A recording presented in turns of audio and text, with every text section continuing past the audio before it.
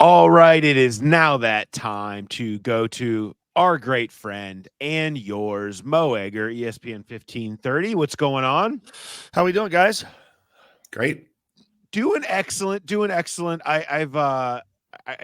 got a lot to get to. You, of course, you've already, you went through the show with Tony yesterday for 3 hours. I can only imagine.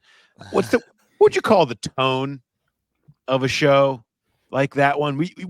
It's kind of, I've been doing a lot of going back to the olden days. It's kind of interesting that Marvin's coming to town this week because I feel like the tone and the reaction type of show and type of some of the stuff that we've been writing has been very much taken me back to the earlier days on this beat. What did you feel a nostalgic tone a little bit to yesterday's show? I did, yeah. Nostalgic in terms of doing so many shows during the Marvin Lewis era. The tone could be described as frustrated, anger, disappointment, resignation. For me, I'll be honest with you, it was sadness. Yeah. Because to me, Sunday's game was like, all right, win this one. They've survived the first half of the season. Now they can take off. And I think there's a real sense of, you know what? They've turned the key. The engine is just not coming on. This team is not as good as we had hoped it was going to be. Yep. And so, what do we do now? To me, that's what it is. I have spent the first half of the season kind of giving this team the benefit of the doubt, being frustrated at times, questioning a lot of things, but feeling like, you know what, they do have a bit of a track record of taking off once we get to the middle point of the season. The schedule is pretty forgiving. You know what? Just kind of get to that middle stretch and stuff will get taken care of. And, I think you guys talked and have both written about those wins against New York and Cleveland just buying time. I think what Sunday against Philadelphia proved is those wins did nothing more than that. And the Bengals have wasted that time. So to me, there's sadness. I mean, we went into this season talking about the Bengals harboring legitimate Super Bowl hopes, and now we're simply hoping they can play meaningful games in December. That's not what we were supposed to be doing. And so the tone of the show maybe wasn't sad, but I felt sad doing it because this isn't what we were supposed to be doing this year. No, not in the least. There's so much to unpack with this. Specifically and that's just the offensive side of the ball is where I want to go with us here. And Jay and I spent a lot of time talking about the defense. So here, I didn't even know where to go. So I just am going to leave it up to we got the wheel. I got it. All right. Yes. Okay. The wheel is here. So I wrote down all the different things I kind of wanted to talk to you about, and we'll spin a few and see how much time we spend. Okay. Yeah. Great. A few of them are lighthearted enough. I've got a few on here. We've got wasting Burrow. I've got sequence, which is, as it's now known to us, the no T frustration factor. We've got run game regression. I have 9 a.m. at the Holy Grail on here. Football. I've got a bunch of different topics, so maybe we'll land on a few light ones. But for now, we're just going to spin it and see where it takes us. Let's go. All right. Here we go. Wow. We have the fourth down play. Oh, great. Landed. I really hope that we'd ease in a little bit. No. We've landed on the fourth down play. Zach Taylor, again, sort of reiterating regret when I asked him about it yesterday, saying shouldn't have thrown the ball behind the sticks. You think? Sick to his stomach. Where do you land on analysis of the fourth down play? Not that it takes a lot of analysis to see that was not going to work. It's rare that my analysis includes profanity, and I'm not going to do that because I'm not going to do that on your podcast. But it's rare that my analysis includes profanity, and profanity was included on Sunday. If this season goes as it's going, and they finish on the outside looking in, it's like I bring this up to you guys. I've brought this up to you guys before. When I think of the 2002 Bengals that went 2-14, oh boy, I think of game one, the first play from scrimmage, delay of game. Yeah. That's it. That is the avatar for that season. When I think of the 2024 Bengals, if this season goes the way I think, I'm going to think of 4th and 1, winnable game. They're doing the right thing by going for it. No brainer as far as I'm concerned. And Joe Burrow throws the ball behind the sticks to a guy who is being bared down on with Cooper DeJean. It's indefensible, and I give Zach credit for kind of acknowledging, I wish I could have that back. It's indefensible. It's indefensible for a quarterback. It's indefensible for a coach. We joke about the what are we doing counter. There's been no bigger what are we doing this season than that. And I think for a lot of us, that was the moment when the 2024 season ceased being one of hope and turned into one of resignation. I think it's just and not the first time it's happened this year either. No, that's what I was just going to say. I think that's the frustrating part. Is this was not a one-off where we saw it earlier in the year when they did it with Yoshibas, and they said, oh, he's not supposed to go right into the defender's face. He's supposed to go off of his shoulder and drag him over that yard. It's like, why are you throwing? And that was even more of a lateral throw. It wasn't. It was a 4th and 1, if I remember right, and it was closer to the line of scrimmage where he caught it. This was almost 4 full yards behind the line of scrimmage, and there wasn't a single blocker out there to help Jamar. That's, I mean, as great as Jamar is, that's asking a lot for that guy to catch that ball, get turned upfield, break a tackle, and get the first down. And it's just the fact that it already happened once, not the same play, not the same player, but I think that's where a lot of the frustration comes from, is you see them make these mistakes and then not learn from them. It happened twice, by the way. You had the Yoshivas play and the Jamar Chase play with the stupid double motion that needs to be shot into the sun that happened against Baltimore. 3 of the 4 home games this year have featured this type of play failing. The 3rd and 1, Burrow didn't even get a throw off because it was so covered, and he got sacked trying to run the dumb motion, and then throwing behind the sticks to Yoshivas. And now you're out here in this spot, and that's directly where it goes to again, clearly near the top of the short yardage call sheet. There weren't a ton of like 3rd, 4th, and 4th and shorts before that to that point. So you would assume on the little play call sheet list, how is that up there? And yeah, it's nice when you hear him say, "Oh, I didn't," but it's fool me once, right? I mean, it can't be 3 out of 4 home games there's been a devastating play call like this that ends a critical drive. Well, and also it's the juxtaposition. You're playing this team renowned for the quarterback sneak. They're doing it to you. Tush push, whatever you want to call it, it's a quarterback sneak. The Bengals are too smart. They're too cute. They're too sophisticated to do that. That's frustrating to me. I would contend they have their version of the quarterback sneak, which is put a bunch of receivers out there and let Burrow find the one that's open 2 yards away. Fine. That is their tush push. Like, fine. Because the thing with this play is this silly, I'm doing the back and forth motion for the YouTube folks. The thing with that play is you take their greatest weapon off the table, which is if it all goes to shit, there's Joe Burrow to go ahead and create something off script or just run for it or whatever. Like, they left it where only one way that it could work, instead of when you do it where you just let Burrow stand back there and throw or whatever. There's like 5 different ways he can make it work, and whatever happens to break open, including just dealing with it all going straight to hell. And so to me, never just resorting to that when you end up in those types of situations always blows my mind. I don't know. And also on the 3rd down play, and I know this is about 4th down, but on the third down play, Jamar standing there with 6 yards of cushion. Yeah. Catch the snap, throw it to him, let him dive forward for a yard, 1st down. Who knows how the game unfolds? But again, if you don't want to do that, the most successful play in football is the quarterback sneak, and they're doing it to you like. It felt like, oh, we're too smart for your quarterback. But check out what we're gonna do. We're gonna have Jamar run this way, then he's gonna come this way, and then he's gonna zag this way. He's gonna run backwards. They're never gonna be onto this. They'll never see it coming. He's gonna run backwards, and we're gonna throw it to him. And oh boy, wait till you see what happens. Cooper DeJean attacks him in the open field, and the game is over.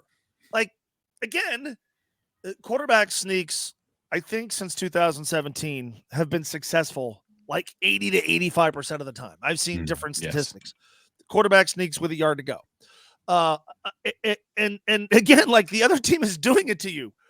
You can't say, all right, Joe, here's the deal. We're going to put a fat guy behind you. You're going to run a yard. I'm going to look over to the sideline and sort of wink over at Nick Sirianni and go, ha, two can tush push. No, not us. We have to bring Matt Lee to the game. Forgot he was on the team. Run Zach Moss into the line of scrimmage after a timeout, and then have Jamar Chase run backwards and catch a pass. Because we're too smart, we're too sophisticated for that brutish, stupid, cliched quarterback sneak. Great work. All right, I'm gonna erase the sequence off of that. I think we got those two taken care of. All right, let's go. What's next on the wheel here? See where we're gonna go. We've got wasting Burrow, wasting Joe Burrow. I don't know if even R is the question. Are the Bengals wasting Joe Burrow? Let's say the Bengals don't make the postseason. So that's 5 years of Joe Burrow. Would you call those 5 years a success? Yeah. You would? I would. They went to the Super Bowl and they made the AFC Championship. That's more than they can say that, only for the third time in their history, they make the Super Bowl, third time they're AFC champions. They make it to the AFC Championship game. They've never done that in a back-to-back situation. That alone makes it a success compared to their history. Now, knowing the big picture, I know I get it. Mm-hmm. I get why people would say absolutely not, but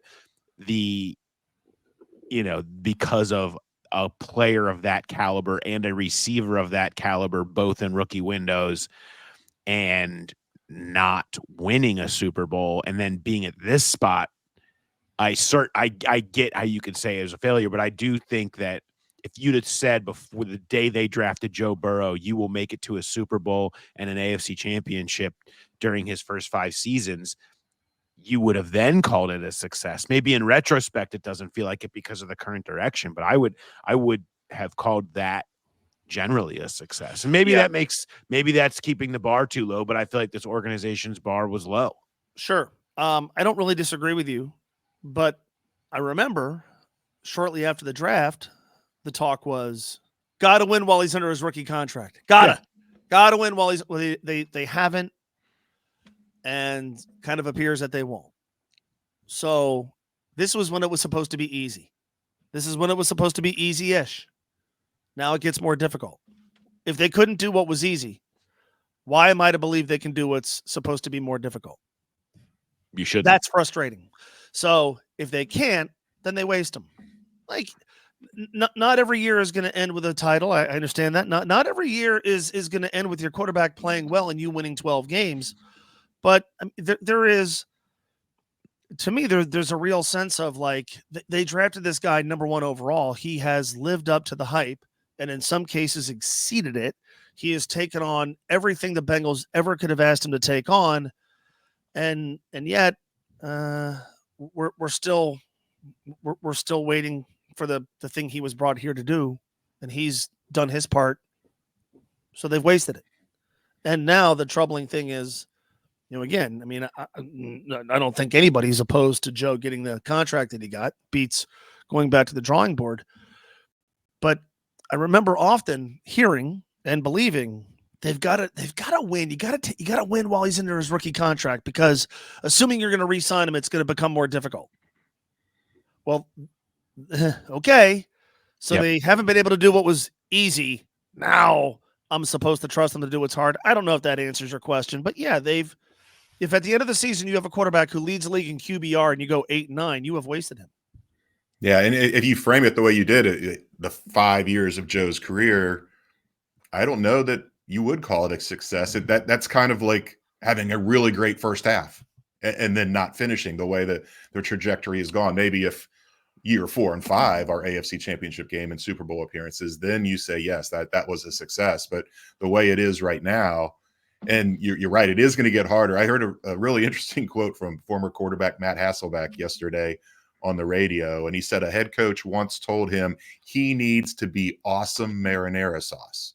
And it was like, what does that mean? He's like, look at the rest of the roster. You need to be awesome marinara sauce over yesterday's pasta. And and you know, that's you see this coming. I mean, they've missed on a lot of draft picks that even they're not getting what they wanted out of this year's free agent class. It's going to get harder and harder as they go. And I don't know that they've totally wasted Burrow yet, but you see it coming where that is going to be the main storyline if this keeps going. You could even, I mean, I would expand that out to not just wasting Burrow, though. Wasting Burrow, Chase, Higgins, Jesse Bates. Trey Hendrickson.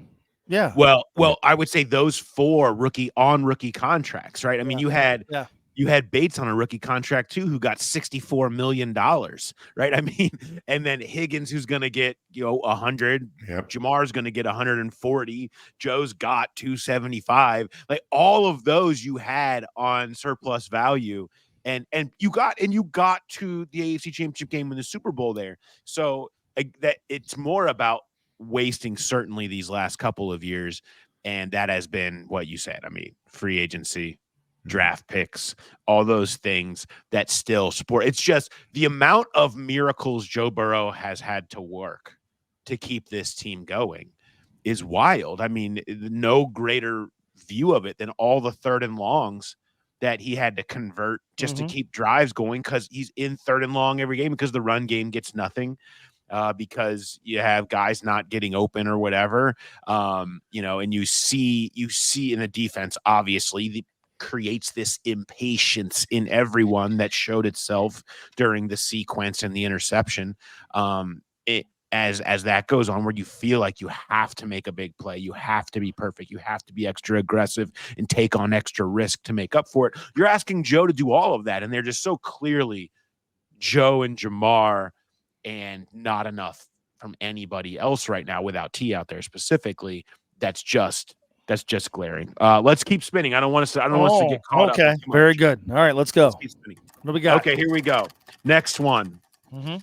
Where do we got here? We've got run game regression. Ooh, another fun topic, shall we? Going backwards again. I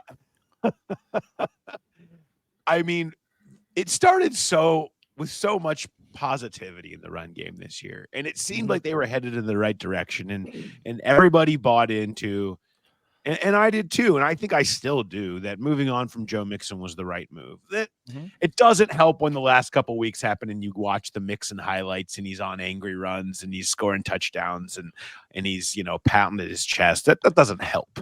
I'm not going to say that they get it wrong with Joe Mixon, but do you look at this as they've made poor decisions here? Do they just not have good enough players in the run game? Are we going to revert back to Frank Pollock's dropping the ball? Where do you go in terms of what the hell has happened to the run game all of a sudden? Well, was Zach Moss good last year in the role that he was in? Yeah. Is he good this year? Was Joe Mixon good last year in the role that he was in? No. Is he good this year? Yeah. It's a common denominator.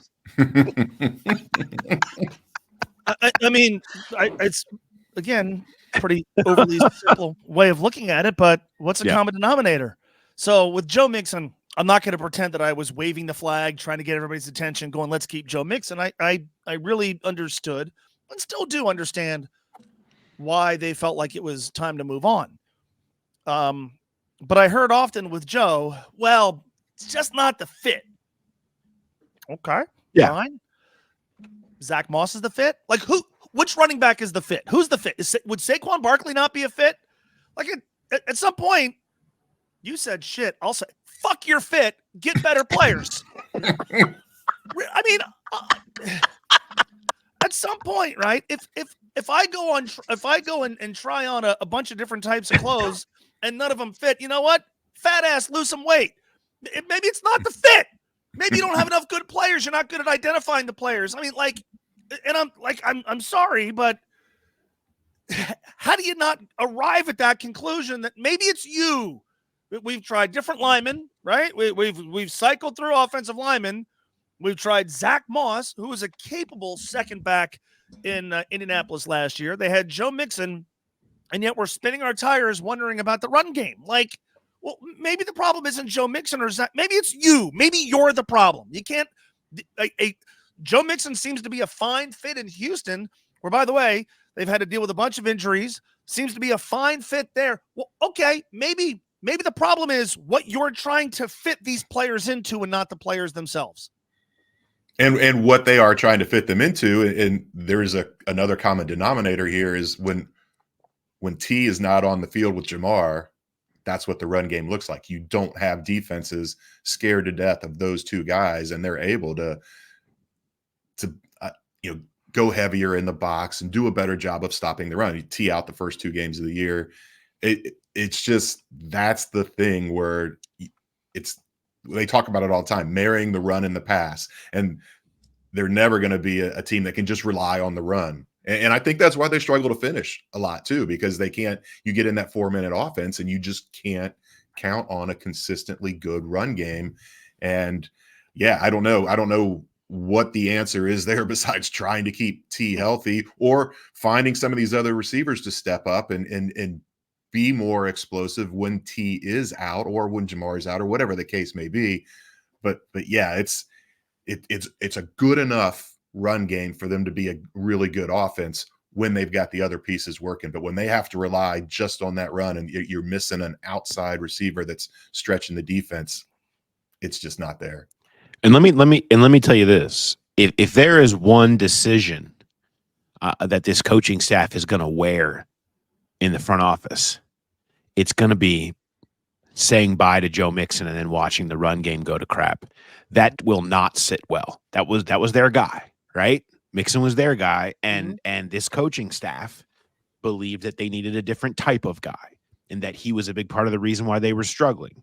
And so if they give you what you want, and they have to watch Joe Mixon Houston Texans highlights all year and then watch what happened yesterday the rest of this year, well, that's the type of thing that won't sit well, more than maybe anything else that we're seeing out there.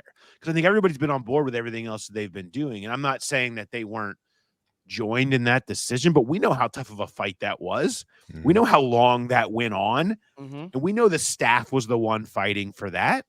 So when there's a lot of things that people want to be held over this coaching staff's head, to me, that's one that doesn't probably get talked enough, that might have the most impact if particularly this season continues to trend in both directions. And by the way, happy to sacrifice whatever rating we need on the internet to get that delicious F-bomb that you dropped in, Mo. I mean, I feel bad. I'm not supposed to do No, it was delightful. Here we go. Let's try to spin at least one more.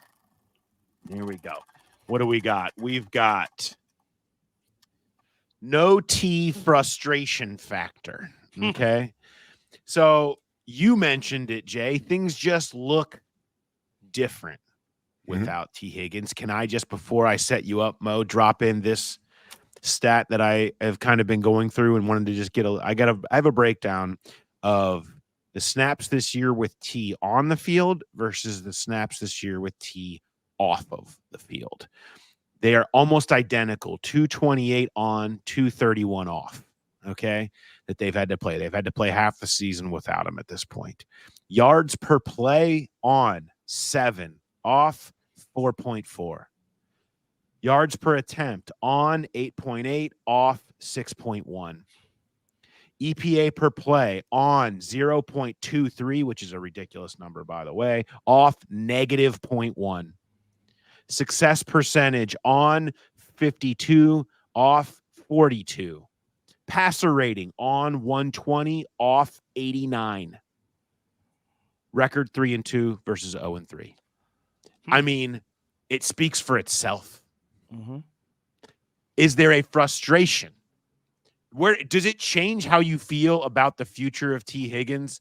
They're so much better with him, but you've lived the T Higgins experience of but the reliability, right? Like, has this changed your opinion on what you think the future of T Higgins should be?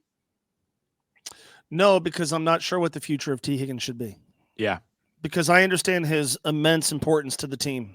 I know what this team looks like when he's on the field. I also know he's not on the field enough. I'll admit, like, I am deeply conflicted about this because of exactly what I just said. Like, it will really suck to watch a good, important player walk out the door, and then at the same time, I'll watch him go elsewhere and miss 7 games. Mm-hmm. And you'll go, well, yeah, I mean, we did it right before the opener, and we did it late last week. There's T on the report. Yep, here we go again. And Here we so go. reliability matters, production matters, and reliability matters. So if T Higgins was a Bengal next year, nobody would have an issue with that. I mean, you'd have to do the financial math and talk about what the fallout is going to be. But just as a player, who would have an issue with T Higgins, a player of his talent and a player of his importance, being on the team? But when he isn't able to play for you for a game or a stretch of games, you have to accept what comes with that. So I am deeply conflicted, and I don't know how anybody isn't.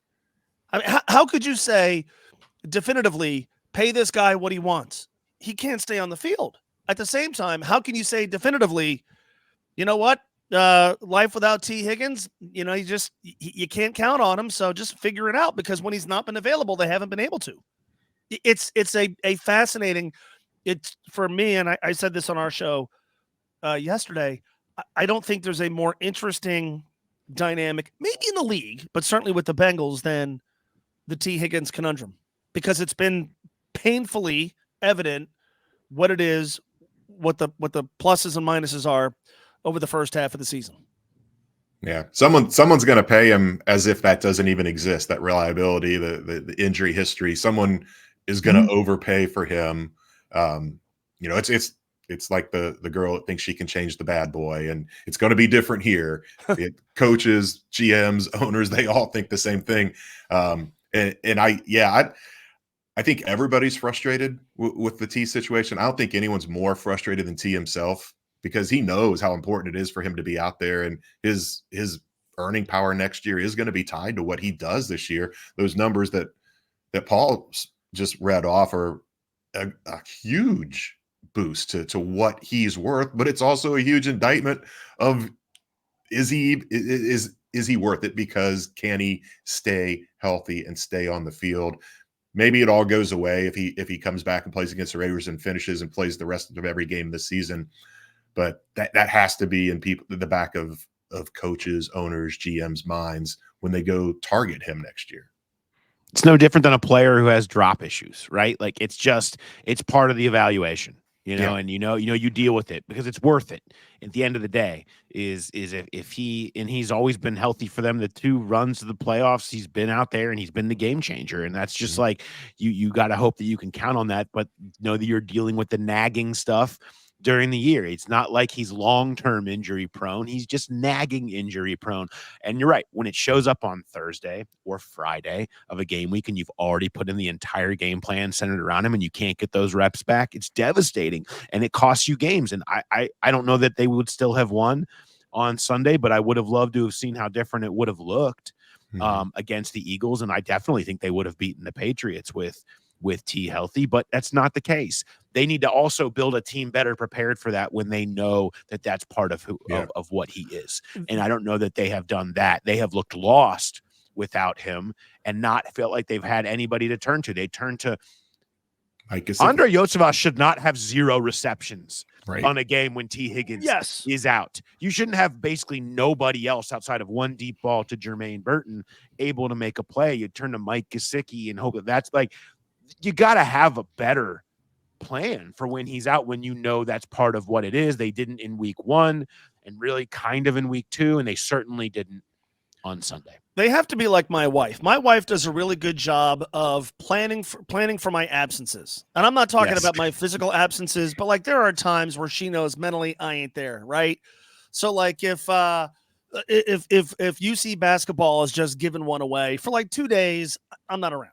It's like I'm physically present, mentally I am just absolutely useless. Or like Sunday, because I did Boulder and then flew overnight and then worked and the game. And then like, all right, he is not going to be any part of what we're doing. The Bengals need to do that. Hey, we like this guy. And when we have him, we're good.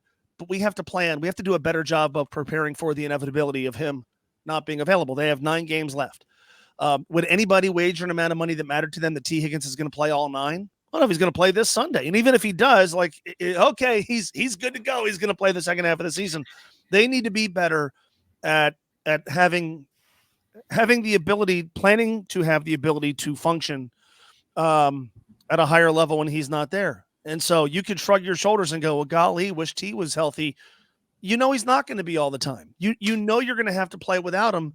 So what are you going to do? Just go into a shell and throw the ball backwards on 4th down more? I mean, like, what?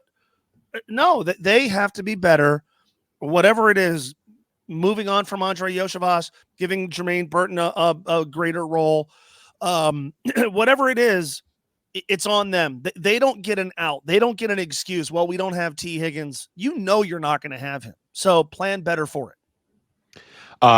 I'll let you get out of here. Thanks for your time. How was the 9 a.m.? Like, are you 9 a.m. at the Holy Grail after basically no sleep? How was that show? Did you just black out and then it was done? The show was, I mean, I was on it, so it was only so good. I felt worse for Dan Horde because Dan was in that no man's land. Plane landed. He's on the air at 11:30. So, is it worth getting an hour or two of sleep? Tony Pike and I landed and just plowed through. We stopped and got some donuts, went to the Holy Grail. We're on the air till 11:30, just forged ahead. When this was going to be a 4:25 game, I thought, like, God, if we play late night and do I go home and sleep for an hour, then come back, and we would have been on the air at noon. So this was the more ideal set of circumstances. I felt worse for Dan, but he's Dan Horde. So I mean, you knew that he was going to be fine. Fortunately, we had Ken Brew there to carry us. So we were okay. Absolutely. And Dan, and congrats to Dan, who's going to be yes, absolutely. got the most prestigious award that Syracuse gives out in its broadcasting program, and a cool way to do it. If you haven't seen the video, it's on all our Twitter feeds. Congratulating Dan, who's as consummate as a professional and a good friend and everything you could ever ask of a human being. And so great to see him get a well-deserved honor from Syracuse. And I'm sure yours is in the mail, Mo. No. My alma mater wants nothing to do with me.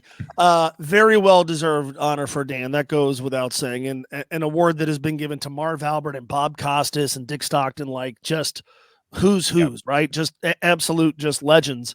But a big shout out to my guy, Tony Pike, because we both were on the same schedule, but he lost his voice. So the morning that we fly to Colorado, he's like, I got no voice. I'm like, well, you're not going to be any fun to hang out with.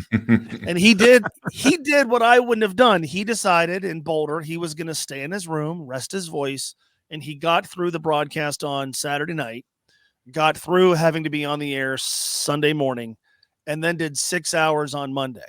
Wow. So, the real trooper is my guy, T Pike. T Pike. Legends everywhere surrounding you. You're lifting all boats, Mo. That's unlike the 2009 Orange Bowl, he powered through, and despite deficiency, was awesome. Was on that note, the clutch. On that note, appreciate it, Mo. Thanks, buddy. You got it, guys. Thank you. Yep.